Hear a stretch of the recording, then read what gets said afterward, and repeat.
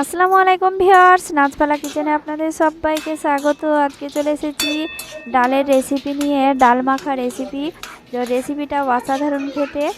এই রেসিপিটা প্রথম থেকে শেষ পর্যন্ত দেখার অনুরোধ রইল। চলুন ডাল মাখা রেসিপিটা দেখে নিই। ডাল নিয়ে নিয়েছি, পেঁয়াজ কুচি, লঙ্কা কুচি, রসুন কুচি। ডালটাকে খুব সুন্দর করে ধুয়ে নিয়েছি। 3 থেকে 4 বার ভালো করে ধুয়ে নিতে হবে। দেখতেই পাচ্ছেন। এবার ডালটাকে ঢেলে নিচ্ছি। এরপরে দিয়ে দেব পেঁয়াজ কুচি, লঙ্কা কুচি, রসুন কুচি দিয়ে দিচ্ছি। এরপরে আর কোনো রকমের মশলা দেব না। দিয়ে দিচ্ছি সরিষার তেল 2 চামচ।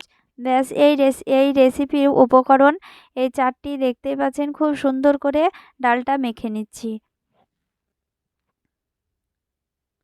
মেখে নিয়ে দিয়ে দিচ্ছি পরিমাণ মতো জল ডালটা সেদ্ধ হওয়ার জন্য।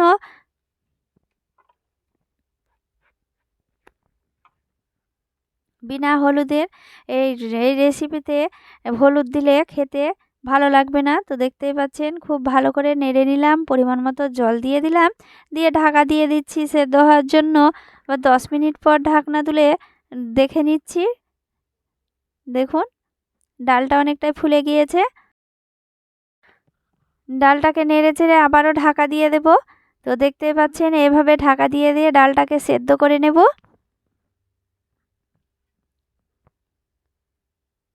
এই যে দেখুন ডালটা অনেকটাই ফুলে গিয়েছে।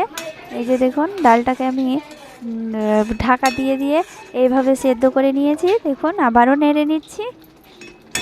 এরপরে দিয়ে দেব স্বাদ মতো লবণ। লবণটা দিয়ে ভালো করে নেড়ে নেব। আপনারা ডাল ঘুটনি দিয়ে ঘুটে নিতে পারেন, আর এখানে আমি ডাব্বু হাতা দিয়ে, হাতের কাছে ছিল তাই আমি ডাব্বু হাতা দিয়ে ঘুটে নিচ্ছি।